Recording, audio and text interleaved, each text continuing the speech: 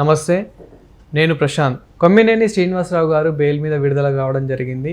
మరి విడుదలయ్యే ముందు కోర్టు ఏం చెప్పింది అనే విషయాలు అయితే తెలుసుకుందాం. దీని గురించి అయితే మాట్లాడేందుకు ప్రస్తుతం మనతో పాటు సీనియర్ జర్నలిస్ట్ దుర్గా వడ్లమణి గారు ఉన్నారు. నమస్తే అండి. నమస్తే మేడం. ఎట్టకేలకు మరి కొమ్మినేని గారు అయితే విడుదలయ్యారు బెయిల్ మీద. సో విడుదలయ్యే ముందు కోర్టు ఏమేమి చెప్పింది మేడం? అంటే షరతులతో కూడిన బెయిల్ ఇచ్చారండి. అంటే ఈ విషయం మీద ఆయన బయటకు వచ్చాక వ్యాఖ్యలు చేయకూడదు, తర్వాత ఎవరిని కూడా ప్రలోభ పెట్టడం కానీ బెదిరించడం కానీ సాక్షుల్ని ఇవి చేయకూడదు, తర్వాత అనుమతి లేకుండా విదేశాలకు వెళ్ళకూడదు. ఇవి మెయిన్. తర్వాత ప్రతి 2వ శనివారం 4వ శనివారం ఆయన తుళ్ళూరు పిఎస్కి వచ్చి ఆయన హాజరు వేయించుకోవాలి. 20,000 పూచీకత్తు మీద ఆయన విడుదల చేయటం జరిగింది.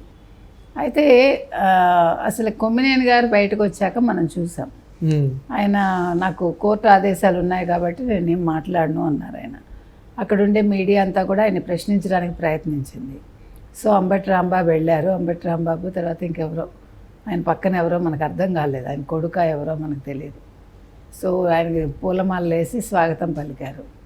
కానీ పూలమాలలు వేయడం ఏంటో మనకు అర్థం కాలేదు. అంటే ఆయన ఏమన్నా యుద్ధంలో గెలిచి వచ్చారా, లేకపోతే స్వాతంత్ర సమరయోధుడిగా జైలుకి వెళ్ళి వచ్చారా? ఆయన కాదు కదా. ఒక వ్యక్తి మాట్లాడిన మాటలను ఖండించకుండా ఆయన మళ్ళీ దాని మీద వ్యాఖ్యలు చేశారు కాబట్టి, నవ్వారు కాబట్టి వెళ్ళారు ఆయన. సరే, ఏది ఏమైనా ఆయనకి ఇప్పుడు షరతులతో కూడిన బెయిల్ వచ్చింది అంతే, కేసు కొట్టేయలేదు. వీళ్ళు హైకోర్టుకి వెళ్ళారు, హైకోర్టులో ఉండగానే మళ్ళీ వీళ్ళు సుప్రీంకోర్టుకి వెళ్ళి బెయిల్ తెచ్చుకున్నారు. అర్థమైంది కదా. సో ఈ నెల 6వ తారీఖున జూన్ 6న ఆయన లైవ్ షోలో, కేఎస్ఆర్ లైవ్ షోలో కృష్ణన్ రాజు అనే ఒక వ్యక్తిని కూర్చోబెడితే ఆయన అనలిస్టుట. ఆ అనలిస్ట్ చేసిన వ్యాఖ్యలకి ఈయన మిమ్మల్ని మళ్ళీ ఏదైనా అంటారేమో చూసుకోండి అంటూనే ఒక నవ్వు నవ్వి, నేను కూడా చూశాను, టైమ్స్ ఆఫ్ ఇండియాలోనూ హిందుస్థాన్ టైమ్స్లోనూ వచ్చింది అన్నాడు ఆయన. అయితే వచ్చింది కరెక్టే. ఏమొచ్చింది ఆ రిపోర్టు? అందులో ఎక్కడా కూడా అమరావతి గురించి కానీ అమరావతి వేశ్యల రాజధాని అని ఎక్కడా మెన్షన్ చేయాల. అమరావతిలో వేశ్యలు ఉన్నారని కానీ అమరావతిలోనే ఎయిడ్స్ పేషెంట్స్ ఎక్కువ ఉన్నారని కానీ ఆ రిపోర్ట్లో ఎక్కడా లేదు. సో అది మరి తప్పు కదా. అయితే ఇప్పుడు వీళ్ళు అనేది ఏంటంటే, వైసీపీ వాళ్ళు ఆయన నవ్వడం తప్పు లేదని అంది కోర్టు, ఆయన అనవసరంగా అరెస్ట్ చేశారంది. ఆ తర్వాత ఇప్పుడు దళిత జేఏసీ శిరీష గారు కదా కేసు పెట్టారు. సో దళితుల మీద ఈయన వ్యాఖ్యలు చేయించలేదు, దళితులకు సంబంధం ఏంటన్నారు. ఇప్పుడు మీరు రాజుగారి పెద్ద భార్య మంచిదంటే చిన్న భార్య చెడ్డదనా? కాదు కదా, అవ్వచ్చు కూడా. కాబట్టి మీరు చేసిన వ్యాఖ్యలు అందరినీ చేశారు, కొంతమంది మనోభావాలు దెబ్బతిన్నాయి, వాళ్ళు కోర్టుకు వెళ్ళారు. మీరు దళితుడిని అన్నారా లేదా అనేది మీరు వివరణ ఇచ్చుకోవాలి. సో మొత్తం మీద ఈ కేసు అయితే చిన్న కేసు కాదు. కృష్ణన్ రాజు గారు దాని మీద మళ్ళీ 2 వీడియోలు చేసి ఈయన కూడా క్షమాపణ కావాలంటే చెప్తాన్నారు తప్ప కొమ్మినేని ఎక్కడ క్షమాపణ చెప్పలా. తర్వాత ఆయన ఎంతసేపు భారతీరెడ్డి గారికి పాపం క్షమాపణ చెప్పుకున్నారు, జగన్మోహన్ రెడ్డి గారు చెప్పుకున్నారు. అంటే వాళ్ళ ప్రాణాలు విలవిల్లాడిపోయాయి, వాళ్ళిద్దరినీ అనవసరంగా బయటకి ఇచ్చారు అందరూ అని. అంటే వీళ్ళ వల్ల వాళ్ళ పేర్లు బయటకు వచ్చాయి అంతే తప్ప మేము చేసింది తప్పని బాధ కాదు, లేదా వాళ్ళు వీళ్ళకేమీ క్షమాపణ చెప్పలేదు. సో ఏది ఏమైనా ఇవాళ కొమ్మినేని గారికి అంటే రేపు మరి లైవ్ షో మొదలు పెడతారేమో ఆయన, మనకు తెలీదు. రేపు తెలుస్తుంది ఆయన ఏం మాట్లాడతారు ఏం మాట్లాడరు. కోర్టు వ్యాఖ్యలు చేయొద్దని ఆయన వ్యాఖ్యలు చేస్తారా లైవ్ షోలో, ఇవన్నీ మనం వేచి చూడాలి చెప్పాలంటే. ఇక కృష్ణంరాజు గారు కూడా తొందరలోనే బయటకు రాబోతున్నారా బెయిల్ మీద? చెప్పలేమండి. ఇప్పుడు మనం మాట్లాడడానికి లేదు కొన్ని విషయాలు, ఏ రకంగానూ మనం మాట్లాడలేం కోర్టులని.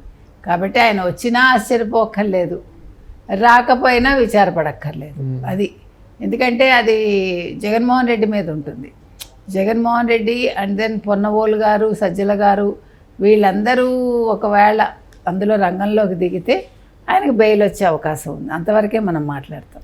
ఇది ఇతను అరెస్ట్ అయ్యే ముందు కూడా, వీళ్ళందరూ అరెస్ట్ అయ్యే ముందు కూడా ఇద్దరు, సో వైసీపీ పార్టీ వాళ్ళు ఇదంతా కక్షపూరితంగానే చేశారు, అందులో తప్పేముంది, ఇలా ఇంతకుముందు కూడా వేరే ఛానల్స్ కూడా మాట్లాడడం జరిగింది అంటూ ఇలా మాట్లాడడం జరిగింది. సో దీని మీద మీరేమంటారు మేడం? వేరే ఛానల్స్ ఎప్పుడైనా కూడా వేశ్యలు అని అన్నారా? ఒక రాజధానిని పట్టుకుని లేదు, అక్కడ ఉండే మహిళల్ని పట్టుకుని వీళ్ళందరూ వేశ్యలు అని ఎవరు అనలేదు కదా.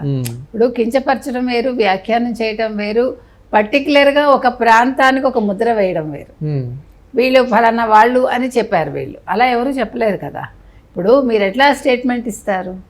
మన ఎవ్వరం కూడా దేని మీద కూడా ఖచ్చితంగా ఇగో ఇది ఇంతే అని చెప్పడానికి లేదు.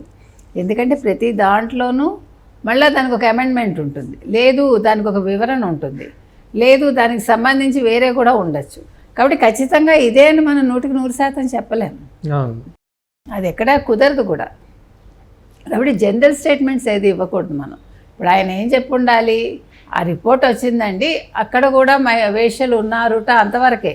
కానీ పని కట్టుకుని మీరు అమరావతి రాజధాని, దేవతల రాజధాని అని చంద్రబాబు నాయుడు గారు అంటారు, ఇది దేవతల రాజధాని కాదు, ఇది వేశ్యల రాజధాని అని ఎప్పుడైతే ఆయన అన్నారో, దీని వెనకాల మోటివ్ వేరే ఉంది, దీని వెనకాల వేరే మనుషులు ఉన్నారు అనేది ప్రజలకు అర్థమైంది, అంతే కదా.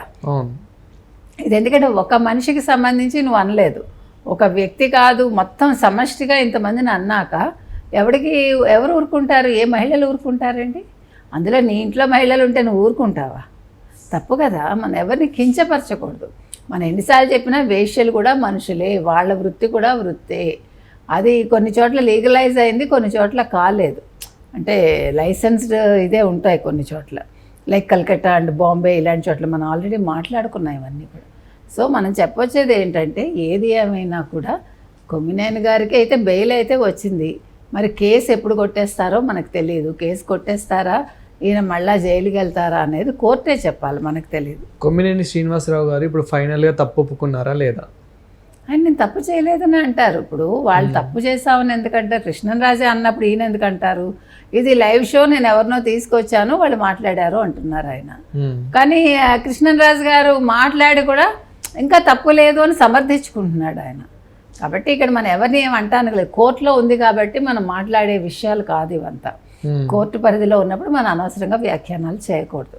కాబట్టి అది మనం మాట్లాడడం. కాకపోతే ఇప్పుడు కొమ్మినేని గారు రేపు లైవ్ షో చేస్తారా, లైవ్ షో చేస్తే ఏం మాట్లాడతారు, ఎలా మాట్లాడతారు అన్నది మనం వేచి చూడాలి. ఫైనల్గా ఏం చెప్తారు మేడం దీని గురించి? ఫైనల్గా ఎవరు మాట్లాడినా తప్పేనండి. అసలు మహిళల్ని కించపరచడం అనేది ఎవరు కూడా ఒప్పుకోరు, ఏ పార్టీ కూడా ఒప్పుకోకూడదు, ఏ మగవాళ్ళు ఒప్పుకోకూడదు, అసలు మహిళలు అంతకంటే ఒప్పుకోరు. కాబట్టి ఇందులో తప్పు వాళ్ళదే. సాక్షి టీవీదే మనం చెప్తాము. అంటే అందులో వచ్చిన ప్రోగ్రాం కాబట్టి నాకు భారతీరెడ్డి గారికి నాకు సంబంధం లేదు అంటే మహిళగా ఆవిడ ఆలోచించుకోవాలి. సొంత ఆడబడుచునంటేనే ఆవిడ పట్టించుకోలేదు, మరి రాష్ట్ర మహిళలంటే ఆవిడ పట్టించుకుంటారా? చూడాలి.